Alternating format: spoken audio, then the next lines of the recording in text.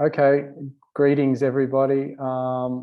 This week, very fortunate to have the author of the reading from this week, but also one of the co-producers on the podcast that you listen to.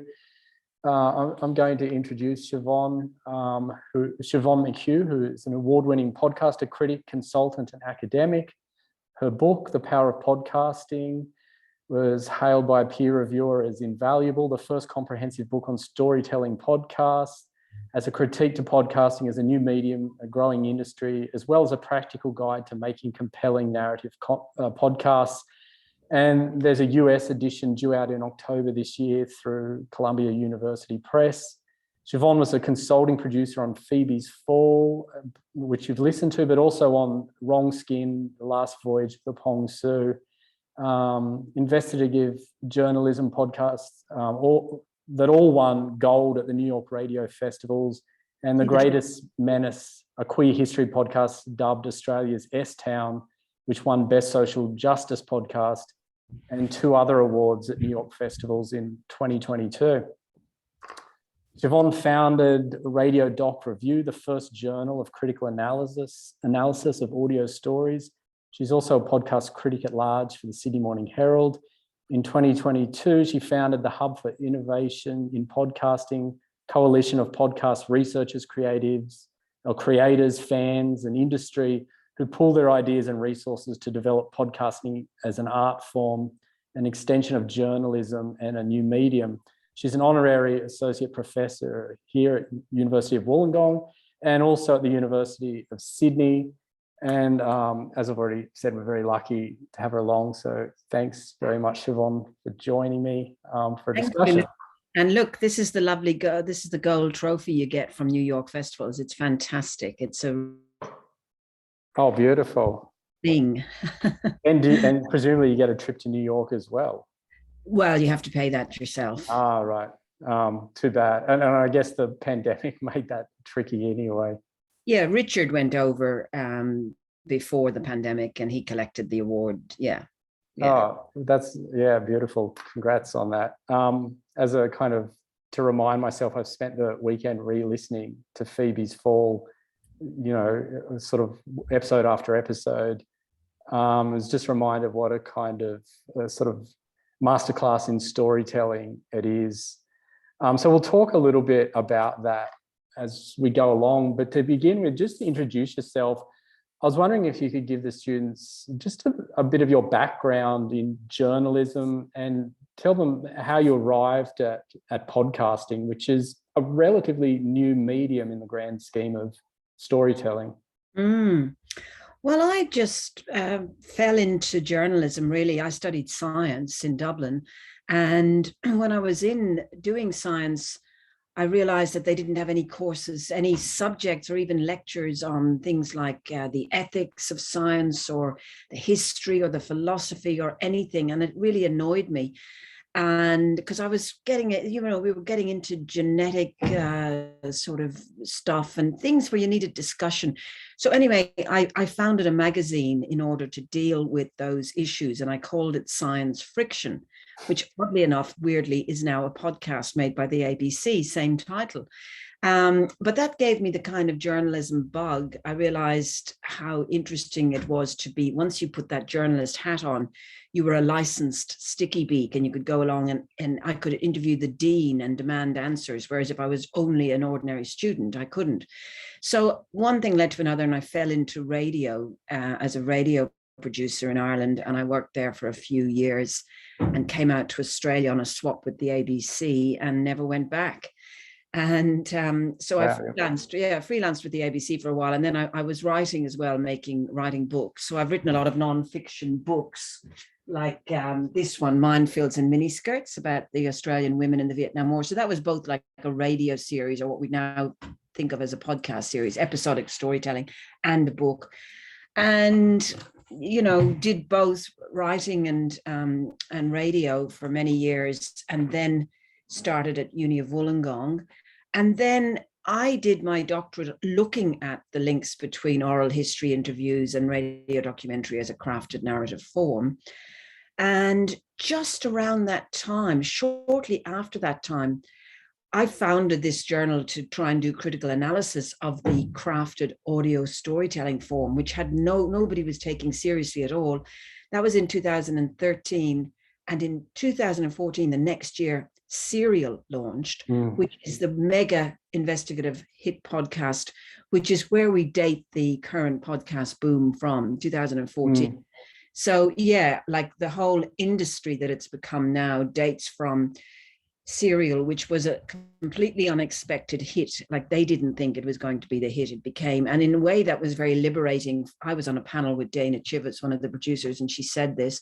So they felt free to experiment. And so that's where they brought in this chatty, companionable style and a kind of live investigation feel where you went on this quest with Sarah Koenig, the host. So then when podcasting became popular, everything gelled, and I started to have like almost a reinvention as a podcasting person, producer, critic, etc., lecturer. And that's what I do now. I just I spend my time analyzing and making and thinking about and listening to podcasts. So do you think, you mentioned there about the producers of Serial feeling the liberty to experiment? Partly one presumes that's because it's a relatively new medium and people are still trying to work out what exactly it is, and its parameters haven't been set or defined yet. But is there something also about the process of making the podcast, the production itself and the time and collaborative process that goes quite well with that experimental mindset, do you think? Is it that you're not bound by the same time pressures that you might be for straight out journalism, needing to have a story ready by, Friday or however it works? Well, yeah, that's one aspect. But I think, podcasting is a first cousin of radio in that they both adhere to the audio medium and that's their platform. But the difference is that there are no gatekeepers in podcasting, not in the West anyway. So there's no institutional regulation. There's no barrier between you, the podcast host, and your listener. They're literally usually listening in their ears. And there's no constraint of a broadcast clock. So that's hugely liberating. As somebody who had to make pieces that were either 30 minutes or 45 or 55 minutes long, you had to constrain your story into that format. And it was tough and it changed everything. Whereas now the narrative can be as long as it needs to be. You can have as many episodes as you need, and each episode can be a different length depending on what your episodic theme is. So that's big and that's different. And also, of course, no regulation means that you can have explicit content. You don't have to worry about, what we used to call the kids in the car thing for radio, where you couldn't use strong language or difficult themes. You can really be quite free, and you can be very niche because you don't have to meet mass market demands. So they're all the strengths of podcasting. And what's interesting is that we're discovering that listeners have a really strong relationship with the host of a podcast. They call it a parasocial relationship, but it's really powerful, and it's all built around authenticity and intimacy, the medium. Yeah, I suspect that's a comparable sort of relationship to the one you might have with the radio host who drives you home each afternoon or drives you to work in the morning. It's that familiar voice that you hear day in, day out, and there's a level of trust built there. Just to pick up on something you're saying about institutional gatekeepers, with straight out journalism, one of the things that institutional gatekeepers are supposed to assure is a kind of code of ethics, right? When you're a journalist, you abide by a fairly strict code, or at least my understanding is you're supposed to. When you're working in similar terrain in podcasting, do those same ethical considerations, the considerations apply, but is there anyone there to enforce them? What's stopping investigative podcasters from going rogue and you're throwing all that stuff out the window? That's a very interesting point. Nothing, basically, because no, you're not subject to your editorial constraints. You can go rogue.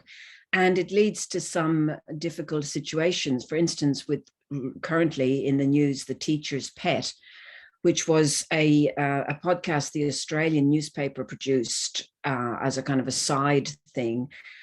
And the treatment was done in a very salacious, sensationalist style. And I said that at the time in 2018, because it won the Gold Walkley, and I decried it as dire audio journalism, rambling, repetitive, just really badly done. But it was a very compelling story about, did this man, Chris Dawson, murder his missing ex-wife? But just this week, the judgment has been handed down that, he nearly imperiled the trial by essentially, the judge has been scathing and savage in her indictment of this podcast, and saying that she does believe he can get a fair trial, and he is now facing trial, but that it almost got to the point where it was felt he couldn't get a fair trial because of the advance publicity, which set out to frame Chris Dawson as the murderer. And she says that in so many words in her judgment. So that's one example of poor ethics and she actually decries the ethics or the lack of ethics. And she talks about his hubris as a journalist and all this sort of stuff. And I had called him narcissistic. So it's interesting that, even with experienced journalists, they can go over the top with a podcast when they lack that kind of firm hand. Yeah, and they're not responsible, or perhaps it isn't being ticked off by somebody higher up the food chain. Yes, and that also happened with Caliphate at the New York Times, which was a real shock for all of us, because the New York Times, as you know, they pride themselves on accuracy and fact checking. They're the absolute gurus.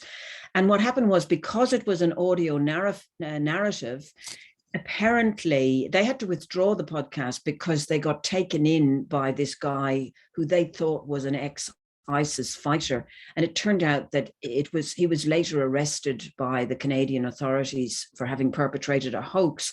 And it turned out that their star reporter, Rukmini Callimachi, had essentially been too credulous, partly because she was being led by her audio producer, Andy Mills. Right. And so the normal chain of corrections didn't apply. They were let sort of pursue their own thing.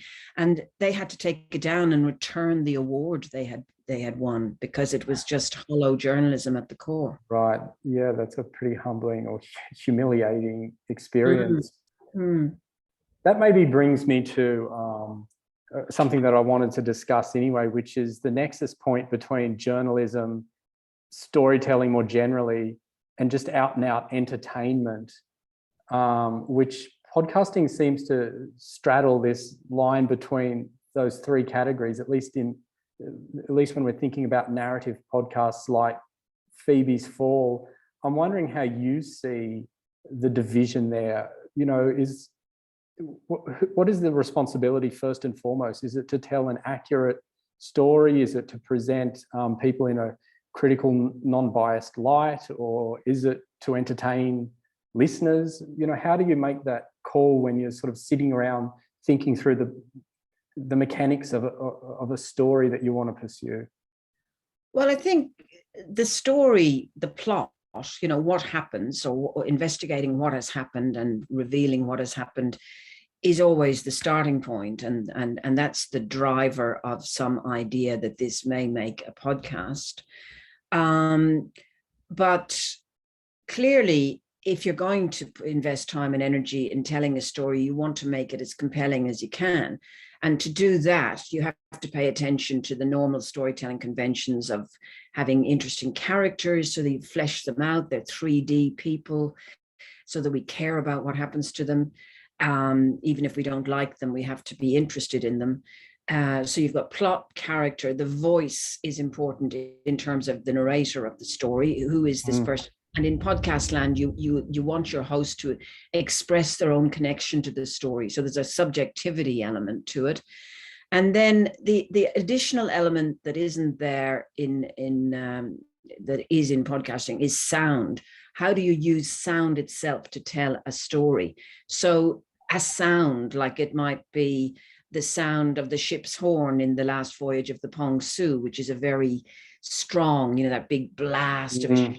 That can be metaphorically deployed as well as literally deployed. So you're using sound the way filmmakers use images as an element. And then, of course, the other huge thing is structure. You have to have a podcast is an episodic storytelling format. So you need to have a narrative arc that operates within each episode and is resolved to a degree, but that also links into the next episode, and that ultimately over a series has a beginning, middle, and an end, that is satisfying. Yeah, okay. So on that issue of the podcaster being a part of their story, there's an obvious lineage there to new journalism. But I'm also thinking of writers like Helen Garner, who are not working in podcasting medium, but I think telling similar kinds of stories. And this kind of begs the question to me, well, thinking it through, is how do you know you're the right person to inject yourself into a story?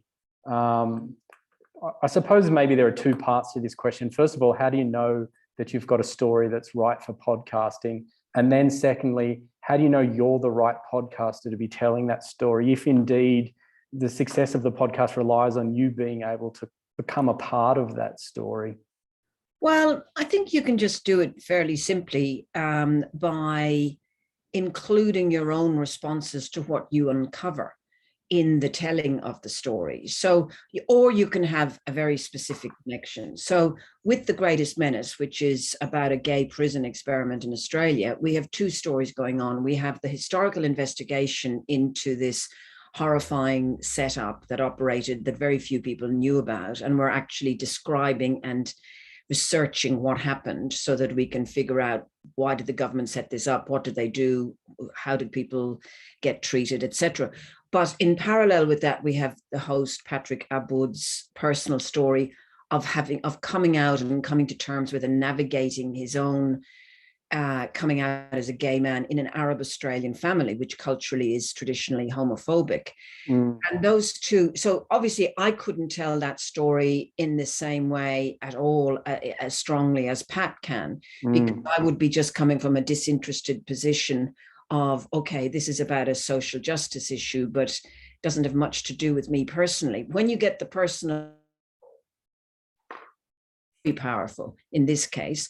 But with Richard Baker, say, in Wrong Skin, where there was an element that looked at child brides being arranged marriages in remote Indigenous communities, he just spontaneously at one point said, I'm torn between, on the one hand, who am I to decry a cultural practice that's gone on for thousands of years? On the other hand, I'm thinking, how would any 12-year-old girl feel? I'm thinking of my own daughter comes to mind. So he just naturally fell into doing that. And I think that's where anybody can own a story or have a relationship to it. There'll be universal aspects that you can muse on or reflect on. I mean, if you don't have any response to the story, why are you telling it? It must, if it's going to be a good story, if you're going to get exercised enough to go and spend weeks, months, in some cases, we took 3 years on The Greatest Menace, you must have strong feelings about it just to get going on it. Yeah, that's fair enough. I'm suspecting, I could be proven wrong in this, but my suspicions are that most of the students that are listening to this right now have probably more experience on the consumer side of podcasts than the producer side of podcasts, and they probably have certain intuitions about what makes for a good story. And there seems to be something about that area of true crime that seems to be a kind of winning genre. And I suppose there's a connection back there to journalism and the kinds of things that people find juicy, salacious, whatever, when it comes to journalism. Is that link something that, when you're sort of hunting around for a story, are you mindful of those kinds of things? Or is it really just a case of hearing something, coming across something in the news and it just sort of sparks your interest? Or are you mindful of the kind of genre that's likely to capture people's attention, to sort of capture the zeitgeist, if you like? Yeah, well, true crime as a genre goes literally back to the beginning of the printing press. There's a scholarly reference to that in my book, Mm. and it's that kind of, it satisfies our vicarious interest in the dark side of human nature. There's a lot of research on that.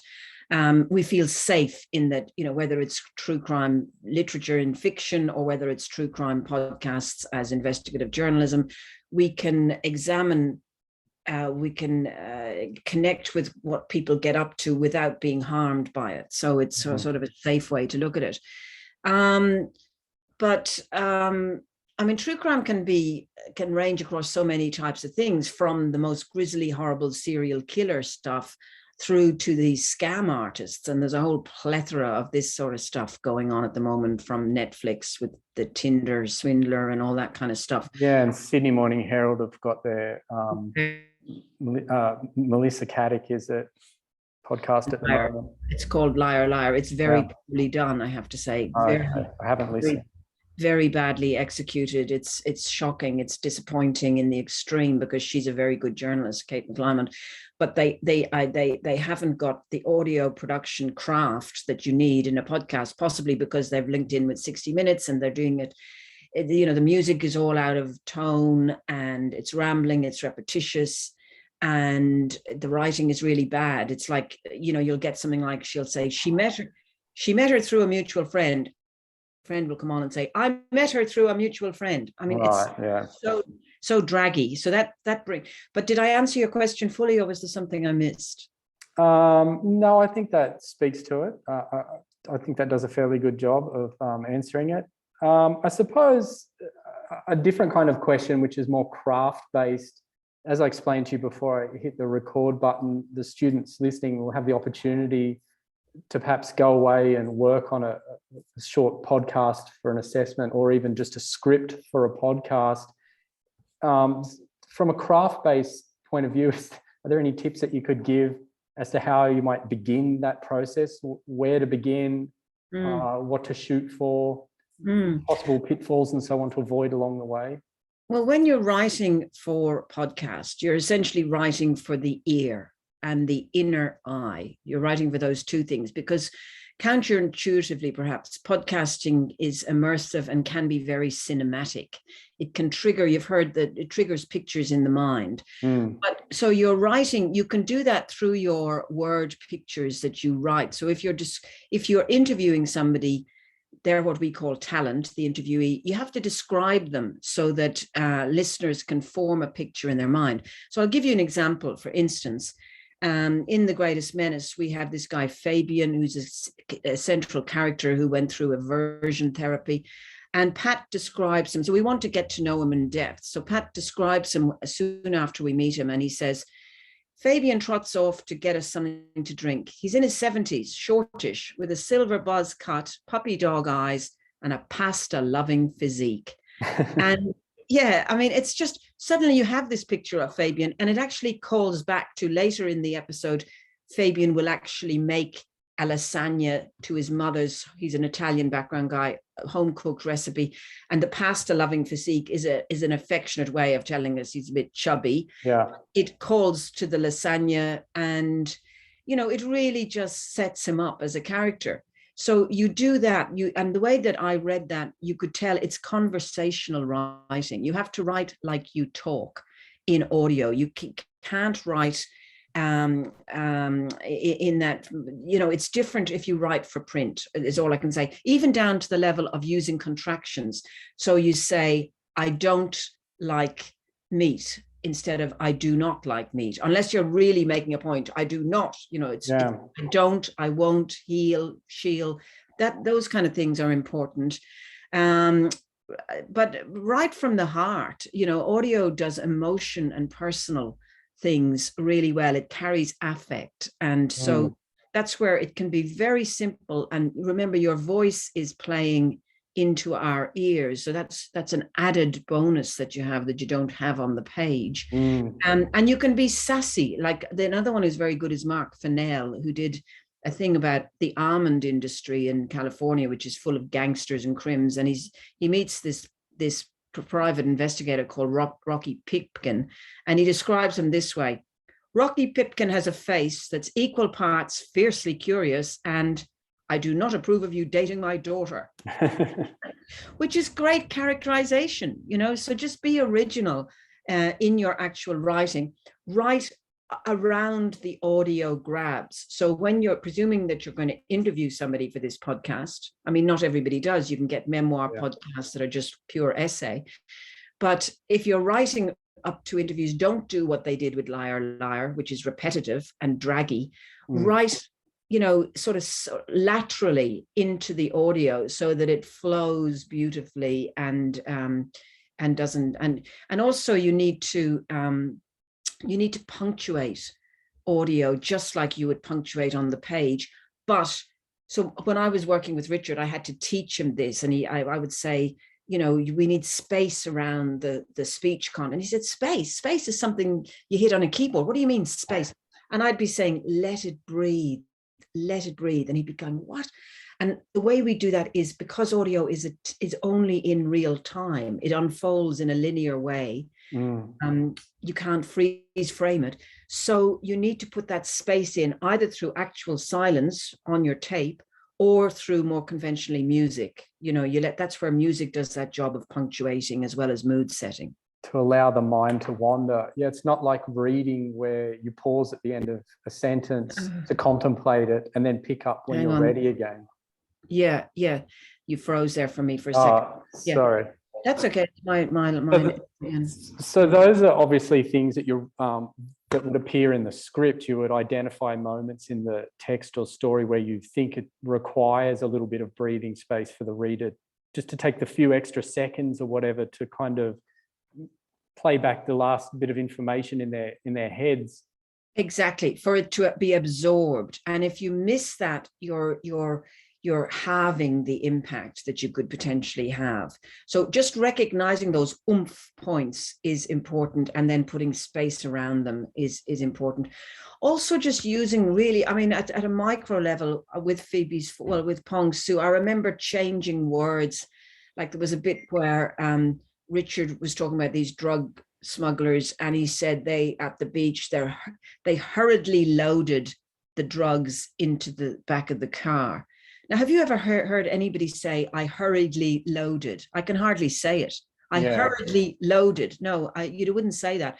So I changed it to I shoved. They shoved the drugs. Little things like that make all the difference. And also say it aloud to yourself, because if you can't say it, it won't sound good. You have to start thinking through your ears.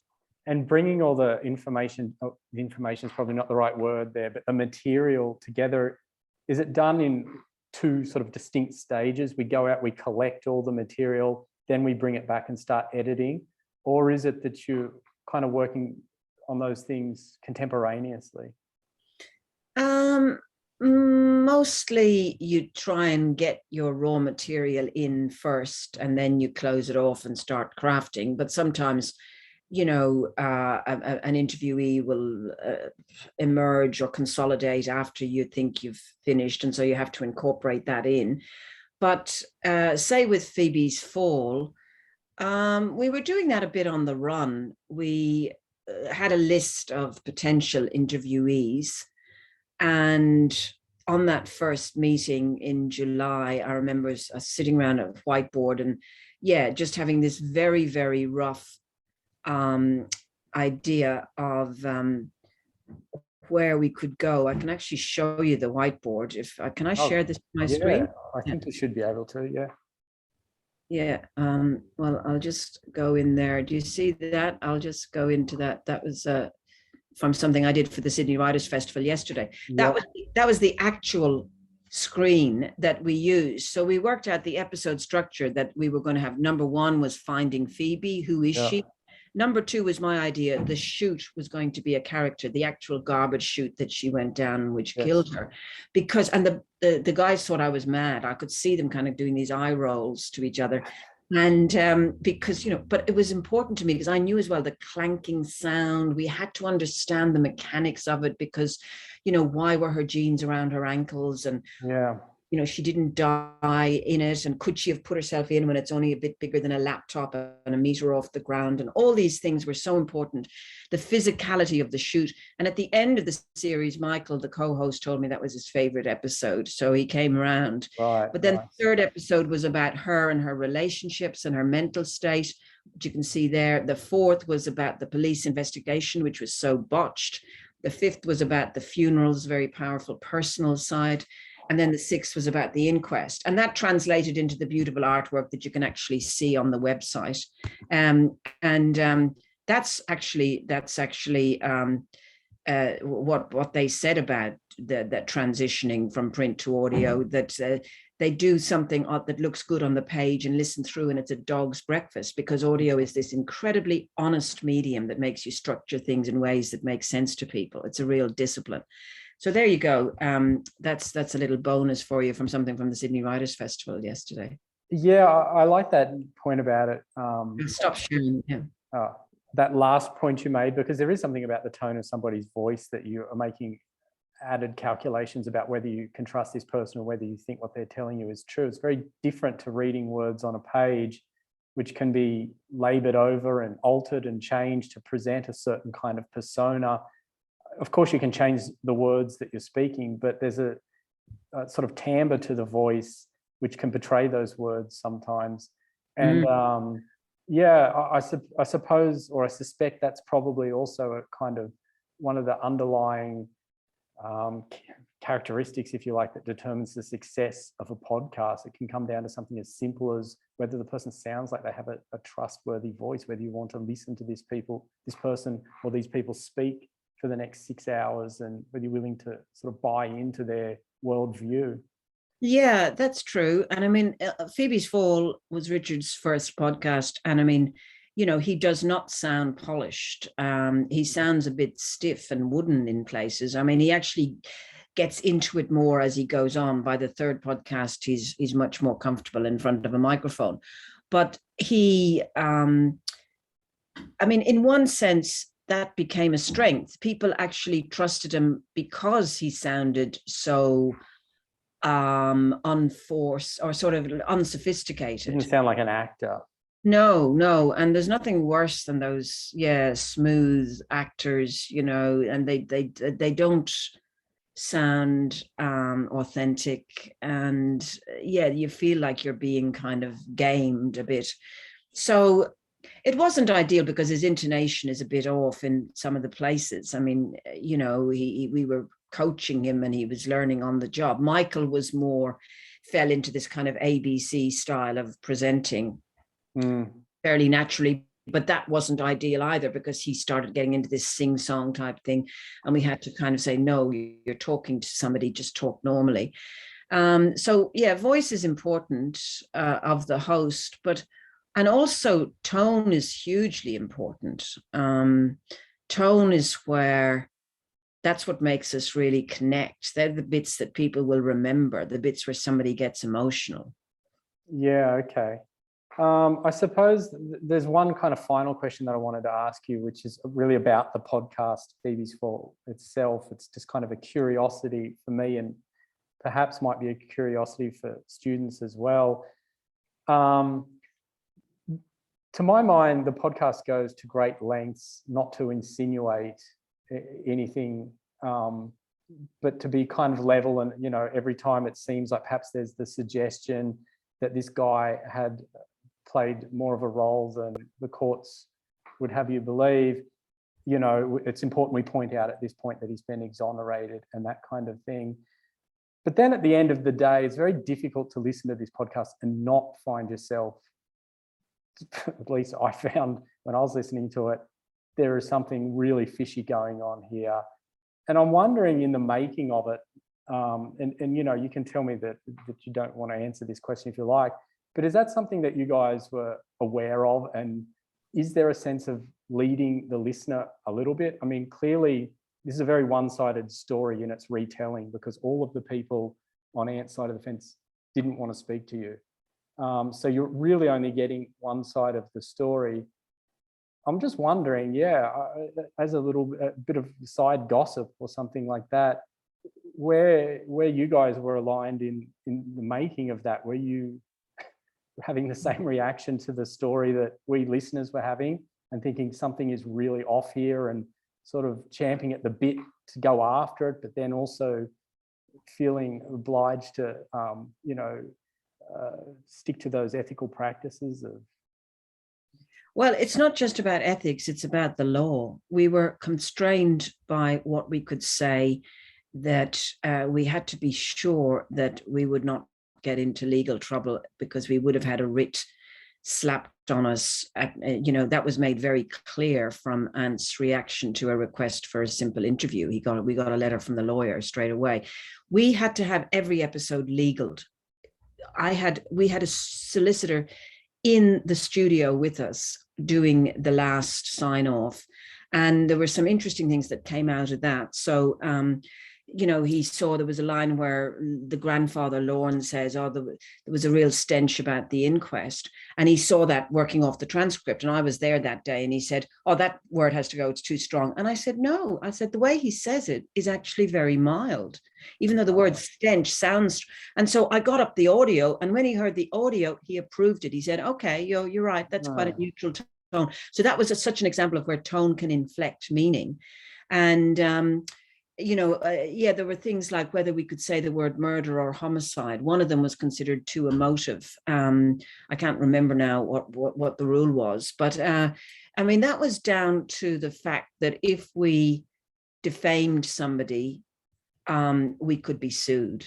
And they were a legal family, so there was not going to be any holding back if we crossed the line. So therefore we had to stay, and we still have to stay, strictly within the bounds of what you can say as law. What's interesting is that people came away from that podcast with different interpretations. So it is very personal. So, whereas we didn't conclusively say this is what happened and who did it, people formed a spectrum of opinions about it. Right.